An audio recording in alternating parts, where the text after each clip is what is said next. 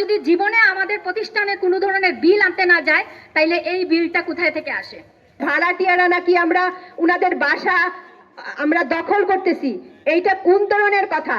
এখন দেখেন কত দুর্নীতি এই বিল্ডিং গুলাতে চলতেছে। 3 দিন 4 দিনে বেশ কম করে ওরা কি দিয়েছে, এখন আমার কাছে পায় হচ্ছে 13,230 টাকা। আমরা তো রীতিমতো গ্যাস বিল পরিশোধ করছি, কেন আমাদের লাইন কাটা হলো? আমরা এতগুলো টাকা দিলাম, ওনারা নিজেরাই খেয়ে ফেলেছেন, সরকারের খাতে জমা দেন নাই। এই সমস্ত কার্যকলাপ চলতেছে। আমার অনলাইন বিজনেস 5 দিন বন্ধ, মানে আমার অনেক অনেক টাকার ক্ষতিগ্রস্ত। এই ক্ষতিটা আমার কে দিবে, কে পুষায় দিবে?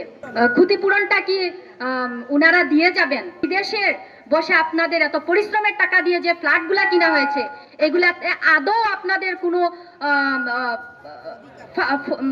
কোনো ধরনের ফলবান বা ফলপ্রসূ হচ্ছেন কিনা, তার জন্য আমাদের একটা সামান্য ওরা গার্ডেন টাওয়ারে ফোন করে বলেছে যে এটা পিডিবি লাইন কেটেছে।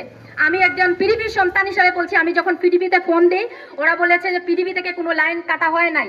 যদি আমার কাছে কোনো ধরনের বিল পাওয়া হতো, তাহলে আমাকে ওরা লিখিত জানানো যেত, এটা হোক গার্ডেন টাওয়ার, হোক স্প্রিং গার্ডেন, হোক পিডিবি থেকে।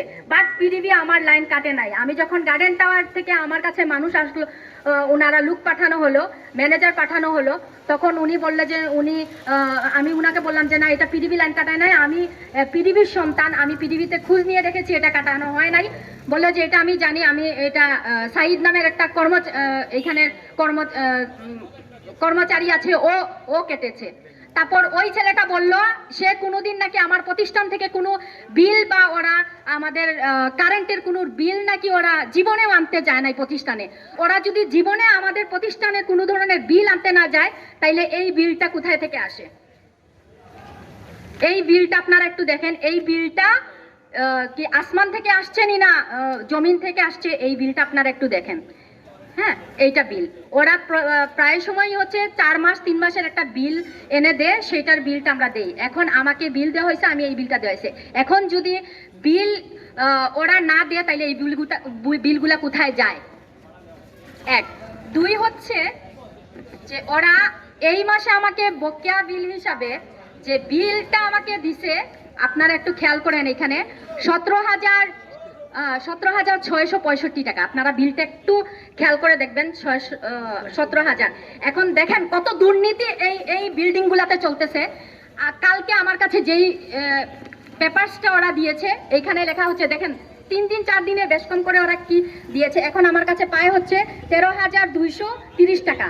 এখন আপনার দুর্নীতি চোরের একদিন সাউদের একদিন বলে।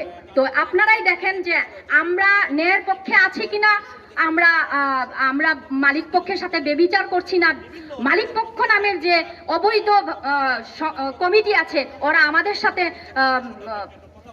বেবিচার করছে, সেইটা আপনারা দেখেন। 1 মাসের ভিতরে 2টা 17,665 টাকা, আবার কালকে যে পেপারসটা আসছে এইটাতে হচ্ছে 13,200। এখন দেখেন ওদের জালিয়াতির একটা সীমা থাকা দরকার। এইটার অবসান আমরা চাই, এটার অবসান চাই। কত টাকা আসে? আমার হিসাবে আসে হচ্ছে 8,900 টাকা। উনারা আমাকে ডিউ বিল হিসাবে এই মাসে আবার দিয়েছেন একটা বিল। আমার নাকি 15 তারিখে লাইন কেটে দিবেন উনারা নাকি আমার কাছে প্রায় অল্প কম 12,000 টাকা নাকি উনারা পায়। আমি এই হিসাব বুঝি নাই, আমি আপনাদের কাছে, জনতার কাছে ছেড়ে দিলাম এটা। আর যদি আমার বাসার মালিক দেখেন উনি, তাইলে তো উনি বুঝতে পারবেন যে কিছু এইখান থেকে কিছু মালিকরা 2-4 জনের ভিতরে কিছু 1-2 জন বিভিন্ন মালিককে ফোন করে বলতেছে ভাড়াটিয়ারা নাকি আমরা উনাদের বাসা আমরা দখল করতেছি। এইটা কোন ধরনের কথা? আমরা সার্ভিস বিল দেই যেটা, ওইটাই উনাদের নাম, বাসার মালিকের নাম। আমরা ডিড করে ঢুকেছি, এটা আমরা কোনো মালিকের কাছ থেকে নেই নাই। মালিকরা কোম্পানিতে বুঝাই দিছে, আমরা কোম্পানির থেকে ভাড়া নিয়েছি। প্রত্যেকটা ভাড়া আমরা যে কোম্পানিতে দেই উনাদের নামেই বিলটা পে করি। তো কিভাবে আমরা ভাড়াটিয়ারা উনাদের ফ্ল্যাটগুলো আমরা দখল করব? আপনাদের কাছেই ছেড়ে দিলাম। আমি প্রায় 9 বছর যাবৎ এখানে বসবাসরত আছি। গ্যাস দেখে এখানে এসেছিলাম, কিন্তু গত 1 বছরের বেশি হয় এখান থেকে গ্যাস লাইন কাটা হয়েছে। কেন কাটা হলো আমি আমি আল হারামাইন হসপিটালে ছিলাম, সেখান থেকে আসিয়া শুনলাম যে বিদ্যুৎ বিদ্যুৎ বিভাগ আসিয়া গ্যাস লাইন কেটে দিয়েছেন। আমি জিজ্ঞাসা করলাম কেন কাটা হইল, তো আমরা তো রীতিমতো গ্যাস বিল পরিশোধ করছি, কেন আমাদের লাইন কাটা হইল? তো আমরা গ্যাস অফিসে গেলাম, জানতে পারলাম 30টি বৈধ লাইন আছে, আর বাকি 30টি লাইন অনুমোদিত, আর বাকি সবটি অননুমোদিত। কাজেই দেখেন, আমরা এতগুলো টাকা দিলাম, ওনারা নিজেরাই খেয়ে ফেলেছেন, সরকারের খাতে জমা দেন নাই। আর এই যে সমস্যা আমরা জর্জরিত, আমরা প্রতি মাসে 3টা গ্যাস সিলিন্ডার ব্যবহার করতে হয়। গ্যাস সিলিন্ডার মানে বুঝতে পারছেন একটা বিপজ্জনক জিনিস। এই যে গ্যাস সিলিন্ডার, এটা 3টা প্রতি মাসে যে আমরা ব্যবহার করতেছি, এটা বোমের মতো। কাজেই আমরা বিপদগ্রস্ত হয়ে আমরা দিন কাটাচ্ছি, এবং সিলিন্ডার ব্যবহার না করে তো হবে না। আমরা পরিবার পরিজন নিয়ে আছি, খাওয়া দাওয়া করতে হবে, আমরা করতে হবে। তাই জন্য 3টা সিলিন্ডার আমাদের মাসে লাগে। আমাদের এই যে সিলিন্ডারে 4500 টাকা, অর্থাৎ 4500 টাকা মাসে লাগে। আমাদের যে 3000 টাকা অতিরিক্ত লাগে, সেই টাকাটা মেন কোম্পানি আমাদেরকে ক্ষতিপূরণ হিসেবে দিতে হবে।